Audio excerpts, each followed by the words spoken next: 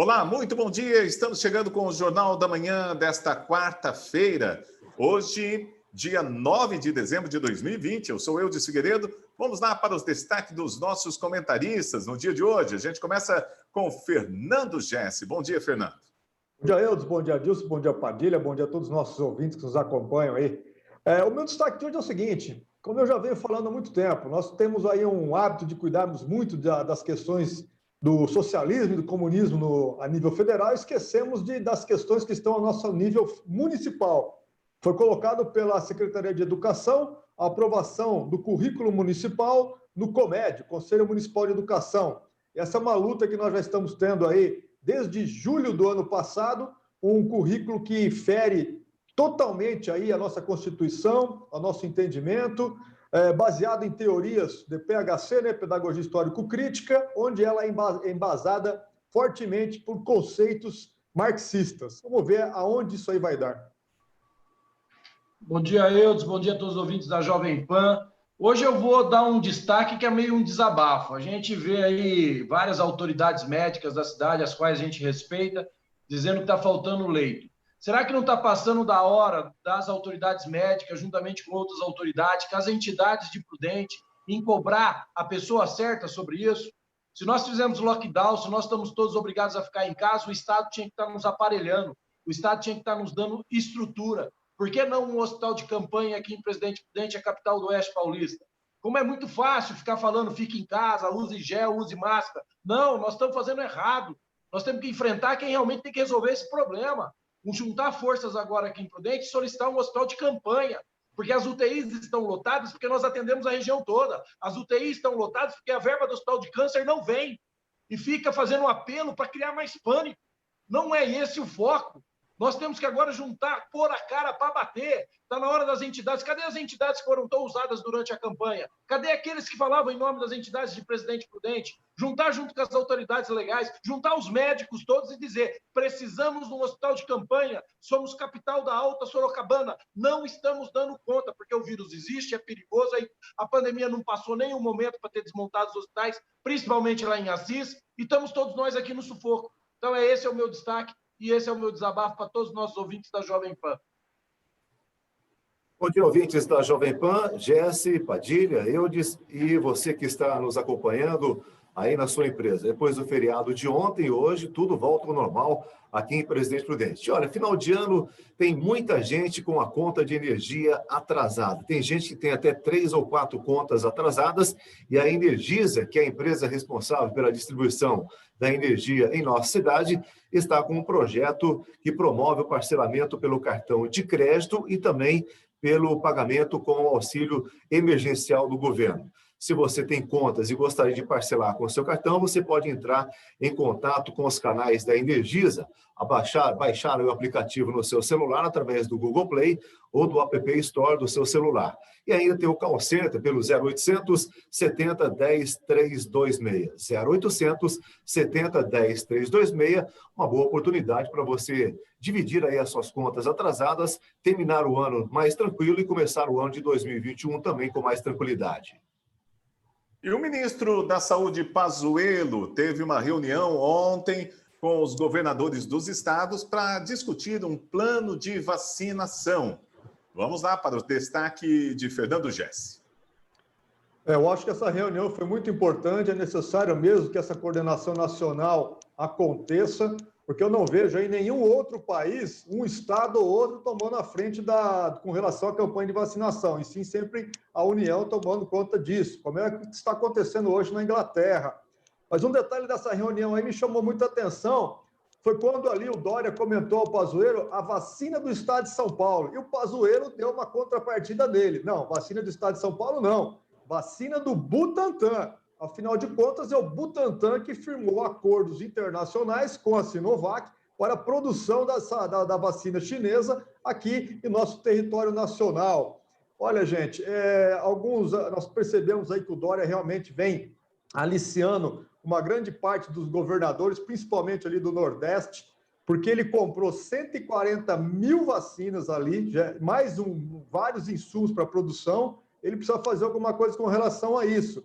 Mas a iniciativa foi boa, Eu acho que é desta forma mesmo que nós vamos conseguir aí dar uma celeridade. É importante que isso aconteça, porque o mundo inteiro está comprando vacina e o Brasil está ficando para o fim da fila. E nós teremos aqui 3 ou talvez 4 vacinas que serão distribuídas, né? Inclusive pelas peculiaridades que cada uma tem dentro do nosso território, que é gigantesco. Veja bem, a motivação do Dória é criar confusão. A motivação do Dória é ser protagonista em tudo. Ele não aceita ficar em segundo plano. Na reunião com os governadores, ele discutiu com o ministro, que não falou que não deixava ele falar, e quando deixou ele falar, ele falou que o governo federal politiza a situação da vacina. A vacina não é do Butantan. A vacina ela vai seguir um protocolo que foi produzido na China, que é a vacina da China. A mesma vacina que não é aceita nos Estados Unidos e nenhum país da Europa. A mesma vacina que o pessoal da Anvisa teve lá há 30, 15 dias atrás, pediu um monte de requerimentos relatórios e até hoje eles não enviaram.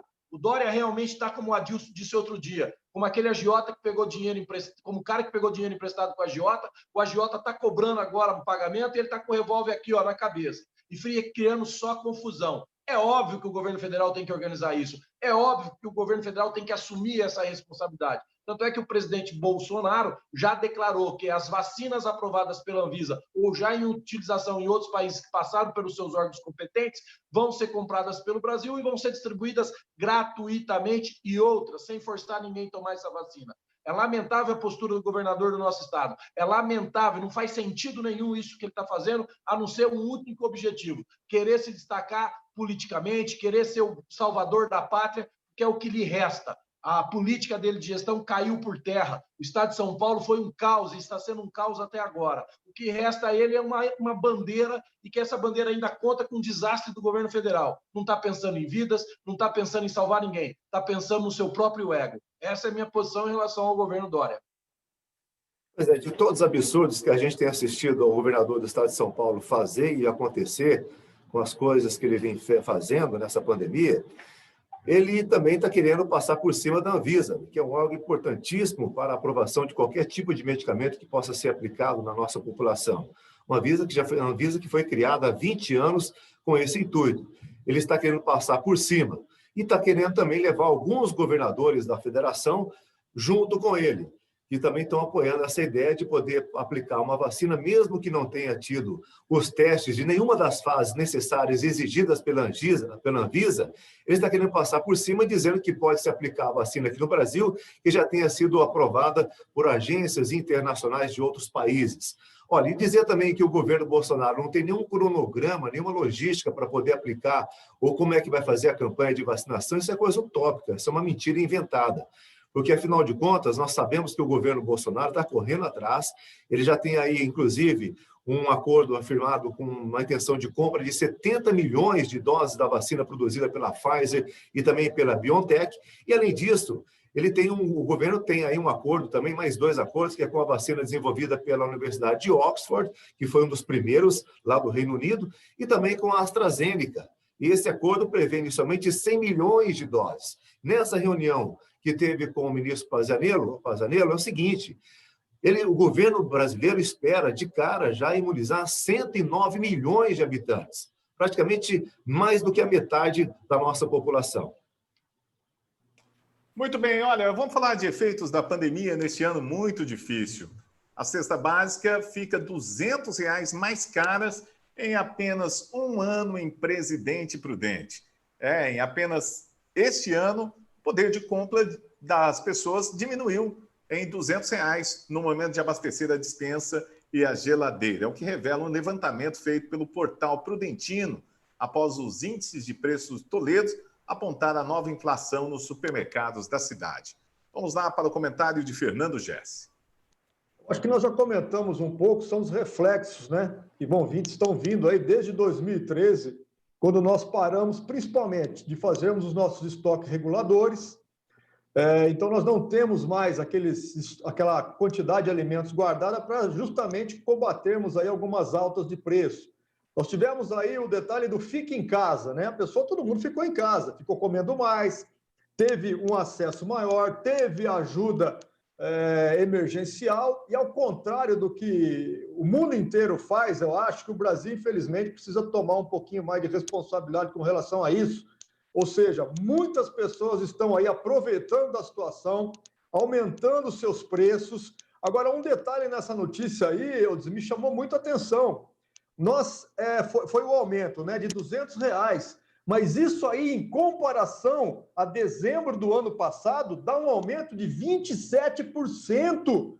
E hoje nós tivemos, desde 2015, o maior índice do IPCA, e foi quase 0,85%. Ou seja, realmente o Brasil, no momento onde todo mundo deveria estar se ajudando, deveria estar consciente com relação a isso, infelizmente nós temos algumas pessoas, né, alguns nichos aí, que estão aumentando seus preços. E sem outra coisa também, com relação ao financiamento. Vocês nunca podem se esquecer que a safra de vocês é financiada pelo suor do brasileiro. Então, por isso que os estoques reguladores é extremamente necessário que seja retomado esses projetos. Olha, na verdade, o que é preciso fazer é fazer pesquisa de preços e comprar onde está mais barato. Essa é a velha forma de você fazer economia em tempos de dificuldades, como é o caso da pandemia. E essa questão levantada pelo Instituto de Preços da Toledo não é uma questão apenas um privilégio nosso aqui de Presidente Prudente, não. Eu tenho certeza que praticamente todas as cidades do Brasil inteiro estão passando por essa situação. Algumas até em situação mais difíceis do que a nossa, porque nós ainda temos aqui um centro de distribuição, nós temos vários atacadistas que ainda nós conseguimos amenizar um pouco a situação. Agora, imagine cidades com população menores, que não têm atacadistas, que têm mercados pequenos, onde eles têm que, de uma certa forma, engolir os preços que são apresentados e porque eles têm que comer, têm que sobreviver. O negócio é o seguinte, fazer pesquisa e procurar o mais barato para que você possa fugir desse aumento absurdo que está acontecendo. A economia é um setor muito sensível, né? E tem vários caminhos, vários índices que acaba mexendo com o preço como um todo. A economia ela é global, ela não é localizada, não tem como desmembrar a economia municipal da economia nacional e muito menos a nacional da economia global.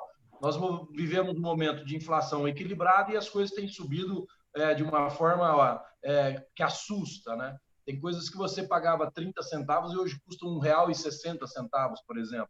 Isso é o triplo, quase 4 vezes mais do que o valor. Mas algumas coisas ajudam ou prejudicam no sentido de se aumentar. Uma delas é, como o Jesse disse, o auxílio emergencial, que agora foi prorrogado até dezembro, está fazendo as pessoas consumirem mais. Quer dizer, consumirem mais produtos, consumirem mais comida, né? Tem a alta do dólar também. O cara que planta lá, quando ele vê a alta do dólar e o valor que ele pode vender isso, exportar isso e ganhar mais, começa a faltar aqui no mercado nacional.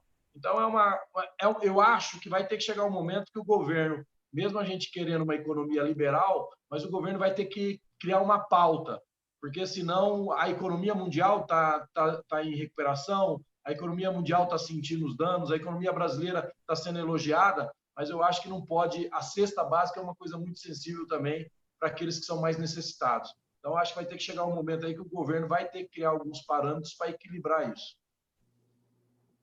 Muito bem, continuar falando de vacina. Pois é, o governo negociou a compra de 70 milhões de doses de vacina da Pfizer, segundo o Ministério da Saúde. O governo tem a intenção de compra que já está assinada nesta semana, e o Ministério informou que a vacina deve ser fornecida em 2021, mas não especificou quando será entregue. Fernando Jesse. Isso aí já é o problema que nós já estamos percebendo, né? O Brasil foi um pouco letárgico nesse ponto, né, da aquisição das vacinas. Mas é importante também lembrarmos que o Brasil também é um dos signatários daquele acordo que foi feito lá na Europa, né, com os principais laboratórios, onde nós injetamos ali dinheiro. Os Estados Unidos, por exemplo, colocou R$1 bilhão nesse consórcio que resguarda, né, 20% da produção para esses países, para não criarmos um monopólio e países que tenham aí menos condições financeiras não conseguissem ter acesso a essa vacina. Então, nós temos aí um lado que está indo muito bem, um outro que não estava indo tão bem até um determinado tempo, mas o ministro Pazuello está fazendo o que é possível fazer ali para comprarmos essas vacinas, e aí, em seguida, nós iremos ter aí, por exemplo, 70 milhões, mais 70 milhões de doses. Por exemplo, o Canadá já comprou 10 doses para cada habitante, ou seja, foi lá e pagou. Então, mas são países que têm uma condição financeira muito grande. Mas esse consórcio que foi criado, da qual o Brasil participa, foi muito interessante. Vai nos dar aqui pelo menos 10 ou 15%, se eu não me engano, de vacinas para toda a nossa sociedade. E o resto nós vamos comprando com o tempo aí e administrando a sociedade à medida do possível, principalmente para aqueles que necessitam mais. Eu acho que a compra da vacina é exatamente isso que o GES está fazendo. O Brasil ele tem que estar preparado e nunca, em momento nenhum, para aqueles que não seguem o berrante virtual, a gente viu o governo federal estacionado nesse sentido. O governo federal vem assinando protocolos e intenções já há muito tempo, né? E diferente também, como o Adilson disse no comentário dele, o Brasil tem lá em Brasília uma central de acompanhamento dessa pandemia que quem vai lá fica impressionado com o tamanho da estrutura para poder justamente pensar nisso tudo. E a vacina tem um outro detalhe que as pessoas têm que começar a pensar.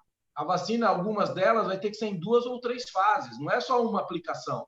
Então, é uma logística e um tempo, ninguém vai fazer milagre. O único no mundo que determinou um dia para uma vacina que ainda não tem a terceira avaliação foi o governador de São Paulo. Ou nós temos um gênio aqui, ou nós temos um louco. Vamos aguardar. Mas foi o único no mundo que disse: tal dia a vacina tal vai estar pronta.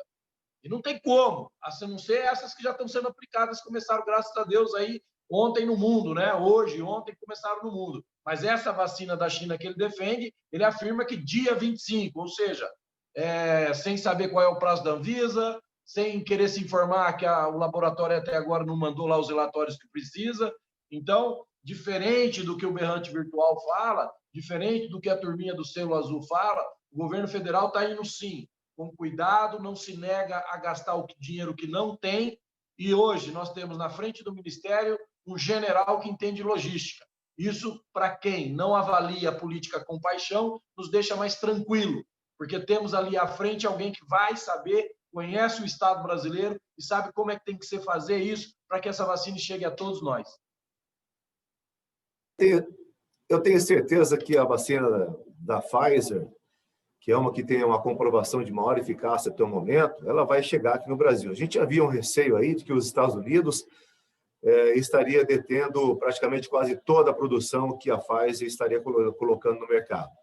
E, segundo o jornal norte-americano, a Pfizer comunicou ao governo dos Estados Unidos que não irá conseguir fornecer aos Estados Unidos as doses adicionais da vacina até junho e julho do ano que vem. Isso porque, segundo o próprio The Washington Post, que é o jornal norte-americano, disse que ela tem que atender a outros países com acordos já pré-assinados. Isso também é mais uma prova de que o governo brasileiro está trabalhando sim. Ao contrário do que o berrante virtual tem falado aí, que o governo não tem apresentado um plano para a vacinação, um cronograma de como é que vai ser desenvolvido. E está sim, pode ter certeza disso, e a gente vai ter a vacina contente da melhor maneira possível. Haja visto que já está, por exemplo, acontecendo na Europa, já alguns países começando a aplicação, inclusive até a Espanha também já vai começar a aplicar a vacina, imunizar a sua população. Certamente o Brasil também vai estar nesse time, nós não vamos ficar para trás, não, pode ter certeza disso. Muito bem, mais uma notícia aqui. Olha, o MEC determinou a volta das aulas presenciais em todas as universidades a partir de março do ano que vem. A informação foi divulgada pelo ministro Milton Ribeiro em sua conta oficial do Twitter. Fernando Gessi. Olha, hoje eu vi uma matéria a respeito disso aí. Acompanhei parece que é o presidente da Associação das Universidades Federais aí do Brasil, e ele fez uma colocação bem interessante. Olha, nós somos autônomos para dizermos quando voltaremos às aulas. Bom, esse negócio de república é muito bacana, né? Mas, infelizmente, aqui no Brasil, nós estamos tendo aí nós temos 22 países aqui dentro, 23 países aqui dentro, são os nossos estados. Nós temos agora todas as universidades federais também achando que podem ali fazer o que elas querem, e tudo isso aí regulamentado pela nossa Constituição Federal. Ou seja, o próprio presidente não pode determinar quem serão, né? No caso aí, os reitores dessas universidades. E agora nós vamos ficar o quê? Nessa situação até quando? Eu gostaria de perguntar a esses profissionais o que eles acham de ficarem aí o resto da vida em casa e em detrimento aos alunos ali que ficaram sem aula, sem o acompanhamento de tudo que era necessário, podem vir a perder o ano letivo, não conseguiram fazer a assimilação de todo o conhecimento necessário. A aula virtual é boa? É boa, mas não dá. Como é que você vai fazer uma aula de laboratório virtual? Não tem jeito, tá? E vocês precisam, é necessária a estrutura da universidade. Agora, isso precisa voltar. O cara do transporte está trabalhando, o do supermercado está trabalhando, as empresas estão trabalhando, e vocês não vão trabalhar por quê? Ou seja, então isso precisa ser resolvido, e nunca esquecendo o seguinte, um detalhe nesse país que precisa ser muito bem lembrado, a soberania é da União, tá? Infelizmente, nós temos que ir ali ao STF e perguntar para eles, vai continuar essa baderna, porque vocês que instituíram a baderna, ou nós vamos começar a mandar no nosso país em cima. Ou seja, se errar ou acertar, paciência, mas pelo menos alguém tem que tomar conta disso aqui, né? Adilson Brevilieri, vamos lá para o seu comentário. Concordo plenamente com o que o Gersi disse, porque os alunos ficarem sem aula, a gente só vai saber daqui a algum tempo o dano que vai ter causado ao aprendizado desses alunos. Outra coisa, o professor tem que voltar às aulas. O que nós precisamos é seguir os protocolos que nós já temos muito bem entendidos de segurança contra o Covid. Evitar aglomerações, distanciamento na sala de aula, as salas abertas, com mais arejadas, com janelas abertas, portas abertas. Se tiver ar-condicionado, também ligado, mas com as portas com ar saindo e entrando ao mesmo tempo. E também com a utilização de álcool gel. A vida tem que voltar ao normal. E praticamente nós teremos muito mais, um número menor de pessoas contaminadas, porque a quantidade de pessoas que já foram contaminadas, e gradativamente vai diminuindo, que é uma coisa natural da própria existência do vírus. Então, é assim, nós temos que voltar à vida normal, nós temos que fazer a coisa começar a acontecer, senão ninguém sabe como é que vai ser o caos depois, quando isso tudo voltar, querer voltar ao normal e não poder voltar mais, né? É isso aí. Quero agradecer aqui ao Fernando Gersi, Adolfo Padilha e também a Adilson Brevilieri por estar participando aqui do programa mais uma vez. Amanhã a gente volta a partir das 7h40 da manhã. Um grande abraço para todo mundo e até lá. Valeu!